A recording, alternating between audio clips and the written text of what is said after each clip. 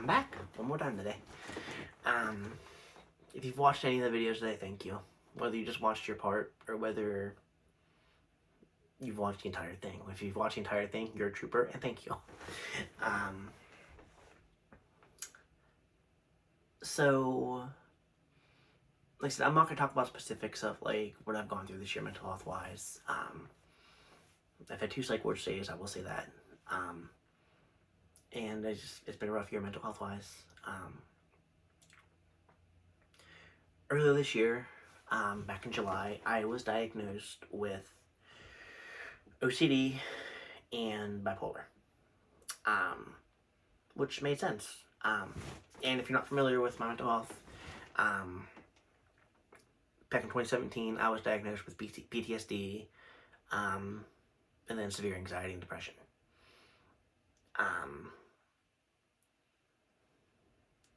And I've been on meds for those 3 years, but I was, again, put on,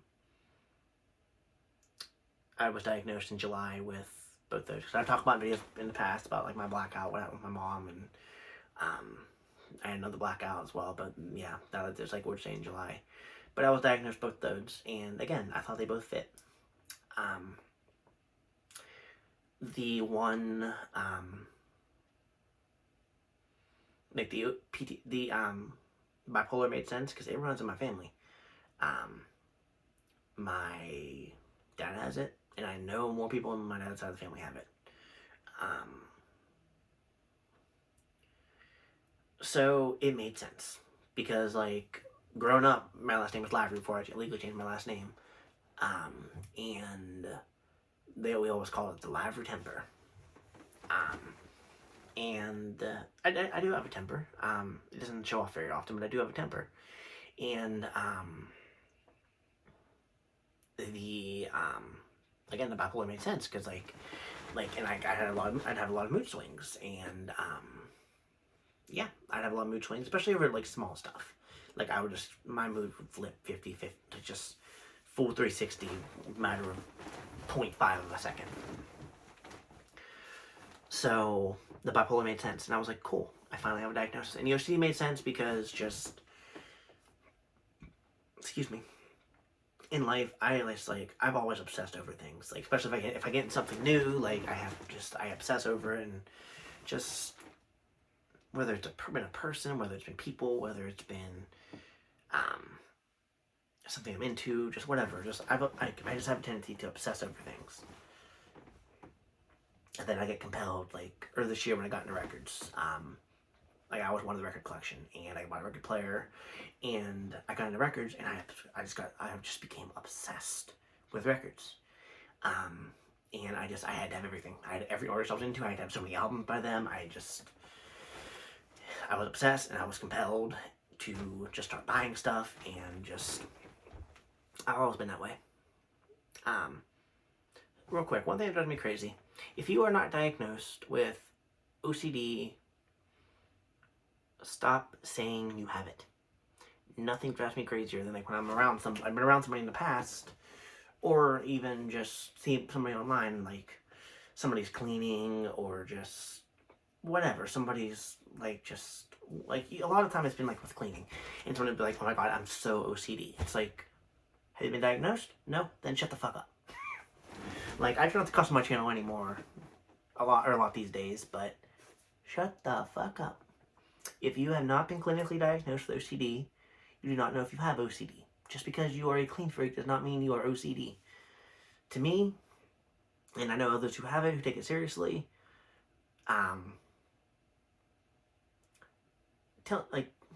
you're degrading them, in my opinion. Like, just, you don't have it. Why are you saying you have it? You like clean house? Okay. A lot of people like clean house. Doesn't mean you're OCD. So if you see this video and you take offense to that, if the shoe fits, fucking wear it. And I'm not sorry about that. Anyways, so yeah, the OCD fit. And when I got on medication started helping. I was put on Luvox, and I was put on Seroquel. Seroquel for the bipolar, and Luvox for the OCD. And it was supposed to help depression too. Note to self, didn't help with depression. Still doesn't help me with depression. But yeah, Um, I, yeah. Um, well, in October when I admitted myself, because I mentioned in the last two videos how I admitted myself back in October, um, before I admitted myself, I thought I might have schizophrenia because of just hallucinations, hearing voices, um, and everything else. I thought I might have schizophrenia. And just because some other things, other symptoms, I'm not one who self-diagnoses, because again, I just said what I just said. If you don't have OCD, don't say you have it. Um, so I was looking up symptoms online, and I was doing a lot of reading. Like, I wasn't just looking up symptoms, but like, yep, I have that. I was doing research. I was reading articles. I was reading studies. I was doing a lot of research, a lot of reading. And I wasn't trying to make a puzzle piece fit where it didn't. Like, whenever I went to admit myself, I didn't be like, I have schizophrenia. When I admitted myself, I was like, I think I may have schizophrenia. I'm not sure. I told him what I was experiencing, and I told him there's some of the research I had done. And before I even admitted myself, my psychiatrist, like, I'd been talking to him, and he was just like, I really appreciate, like, the length you're going with your research. Like, you're not just messaging me something crazy saying, oh, I think I might have schizophrenia. So, yeah.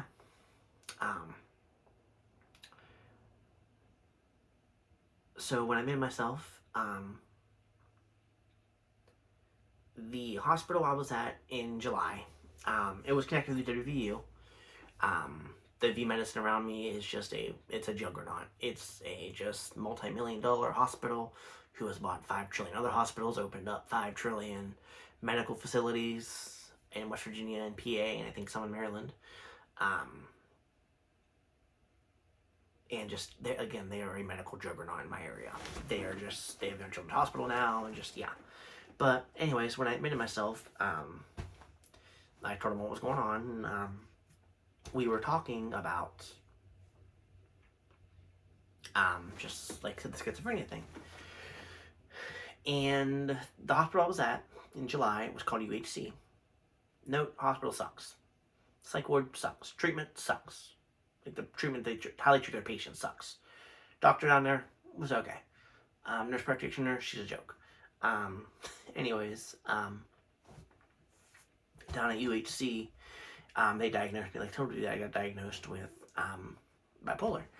And I was in Chestnut Ridge, which is the usual psych hospital I've been to many times over the years. But in July, if it showed anything, it showed me that getting a second opinion sometimes is good. Because when I've been to Chestnut Ridge in the past, I have been on their adult unit so many times, and the doctors know me like the back of, like, the doctor there thinks she knows me like the back of her hand. And just anytime I've been there, like, she's just like, OC was mentioned to me first time back in 2012, whenever I saw a therapist for the first time, a couple months after I was raped for the first time.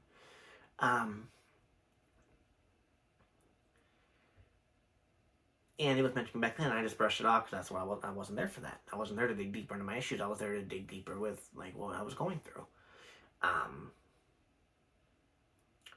In 2017, when I started seeing a therapist and a psychiatrist, they mentioned to me, not while I was in the hospital, but they mentioned to me, like, oh, do you think you may have OCD? And again, I had sought help because I had been diagnosed with PTSD, and I was having nightmares, flashbacks, zoning out during the day, and just reliving things. And so, yeah, I wasn't there for that. So again, I brushed it off. And then last year when I was in the hospital, was the first time, like, I was talking to somebody in there, and I was just like, last November, after some serious stuff happened, I was in the hospital, I was just like, yeah, I was like, a lot of that sounds familiar. She's like, and some of the patient, she's like, I have OCD. She's like, you may too. She's like, mention it to the doctors and see if they will look any further. And I was like, yeah, that sounds like a good idea. So I mentioned to her, and she just brushed it off. So I was just like, well, great. But so when I got diagnosed in July, I was just like, you know what? Because, like, when I admitted myself, I was like, I hope I go to Chestnut Ridge. But I was glad I went to UHC, even though the hospital sucked. I was happy I went there because I got a second opinion. The OCD diagnosis was right.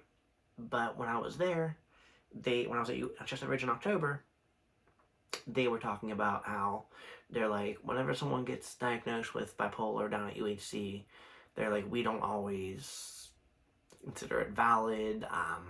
Valid was already used. I forget what the word they used was, and I forget what I was looking for, but yeah, they're just like, we don't always. It's not very credible. That's what I was looking for. It's not a very credible diagnosis. It's just we don't always believe it because they tend to hang out their diagnosis a lot. I was like, well, I didn't know that. They're like, but they're like, based on what you're dealing with, and like, because when I told them, I was just like, when I like said that, I was just like, well, I will say one thing. I was like, it runs in my family, bipolar. I was like, and the medication helped the symptoms. Like, I'm not having mood swings. They're like, okay. They're like, well then, we were talking, and they were just like, well, we think you may have schizoaffective disorder, which I still don't know a ton about, but from what I understand, it is schizophrenia kind of blended together with a mood disorder, which bipolar mood disorder because you have mood swings and stuff. So I was just like, what's schizoaffective disorder? And they're like, basically, like, you have symptoms of schizophrenia, how you're having with your hallucinations, with your hearing voices, and just so on and so forth. They're like, but it's also a mood disorder. How, like, since you like, your mood changes a lot. And I was just like, okay. So I got my answer, and like I said, I've done some research that I've gotten out. I'm not going to say I haven't done as much research as I did before I went to the hospital thinking I had schizophrenia. I have not done that much research. But then again, I spent over a month researching, or almost a month researching schizophrenia symptoms, reading studies, reading just about every article, everything I could find on Google. And not just Google, just anywhere. Just watch a couple videos on YouTube, and just so on and so forth. But I have done some research, and like I said, just when I read, like, I think I've read like 200,000 cases a year, new cases a year, roughly. And it's one of those things that there's no cure for anything, any sort of mental illness. Like, eventually, like, your anxiety may get better, and you may not have to be on anxiety medicine. Your depression may get better, you may not have to be on antidepressants. Like, OCD is one of those that, like, it's just like OCD. There's no treatment, no treat for it, no cure for it. There's treatments like medicine, but there's no cure for it. And the same thing goes for schizoaffective disorder. And like bipolar too, though, bipolar and schizophrenia by themselves, like, there's no cure for. But schizoaffective disorder, like I said, there's no treatment. There's no cure for, I should say. There's treatments like psychotherapy, regular therapy, and medication. That's medication for the rest of your life. That's the treatment for it. So while I was in the hospital at Chestnut Ridge, they for my anxiety, they upped my Ativan again, which I'm back on 3 milligrams, which is what I used to be years ago. On Luvox, I'm on 200 milligrams, or 150 or 200. I think I'm on 200 milligrams of Luvox, or one. I don't remember what I'm on Luvox. I think it's 200, but again, I don't remember. Might be 150. Anyways, I am on Luvox for, again, the OCD, and it's supposed to be also help depression. I'm on Seroquel, which is supposed to be helping with schizoaffective disorder and whatnot.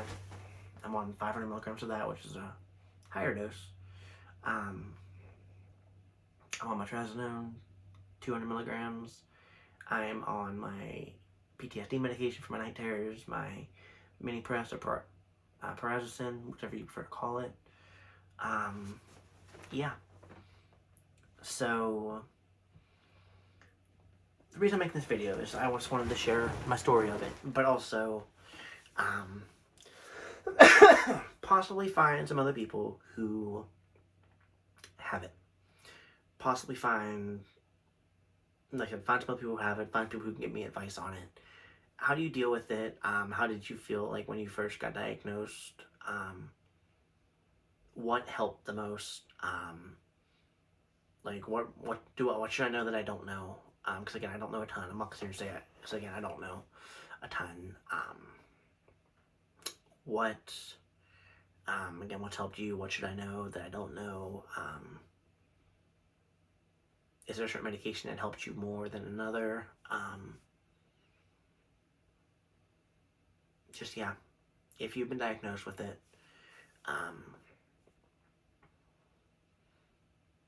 if you've been diagnosed with it, just leave some feedback down below if you come across this video. Who will watch this? I don't know. But again, this is a video I'm posting because like I'm reaching out to just a community, that the mental health community, whether you're a doctor, whether you're a nurse, whether you're somebody who has it, whether you've dealt with somebody who has it, leave something down below, please. Just leave feedback, leave something down below, whatever you'd like to do. Just give me tips, give me advice. Because again, I'm still coming to terms with it. I'm still trying to deal with it. I'm still trying to cope.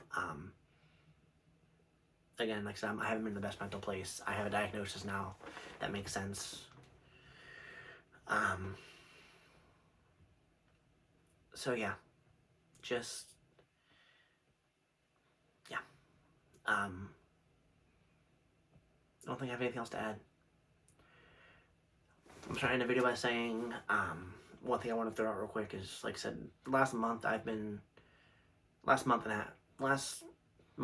a half, 2 months really, but month and a half specifically, I've been extremely suicidal, feeling suicidal, and somebody who I was a big fan of as a kid. My brother got me in the Power Rangers when I was a kid, and if you ever see Power Rangers, you know what I'm going to mention. Jason David Frank took his life last week. I don't exactly know how. I saw something on TikTok about him and his wife getting into an argument, then him walking out of a room, and then they found him hung in his hotel room, in the bathroom. I don't know if that's actually what happened or not, because it was a random TikTok, but I do know he took his life last week, and not last week, this past weekend. And if you know somebody who's dealing with suicide, or if somebody's mentioned it, check in on them. Check in on your friends. Check in on people you care about. Like I said, not a lot of people check in with me. And I'm not saying that to degrade anybody around me. They just don't, I don't hear from a lot of people. Like, I don't get messages saying, hey, how are you doing? Are you feeling okay today? Or how's your mental health doing? I don't get that very often. And I'm not saying that for people to start. If people who care about me after this start doing that, then cool. I send a message. But I'm just saying, just in general, check on nodes who you care about. Some people don't. And mental health's no joke. So please seek help if you're feeling that way. For the most part, I've usually been pretty good at seeking help myself, but like I just, over the years, like I've just felt, when I just kind of get that feeling, like when I'm feeling low and suicidal, sometimes I know what I can handle, and then like I know like how I feel when I get to that point where like I need help, or I'm afraid of what I'm gonna do. So again, just checking on those you love,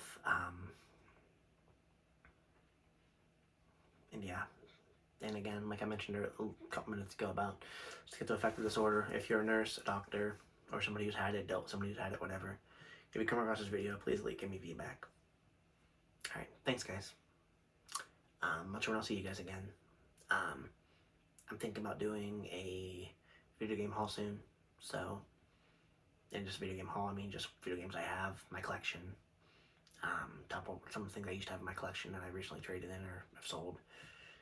And just, yeah, but alright, that's enough for this video. I'll see you guys later. Have a great Thanksgiving, because I'm uploading this tonight at midnight. Have a great Thanksgiving, and if I don't see you before Christmas, have a great holiday, guys.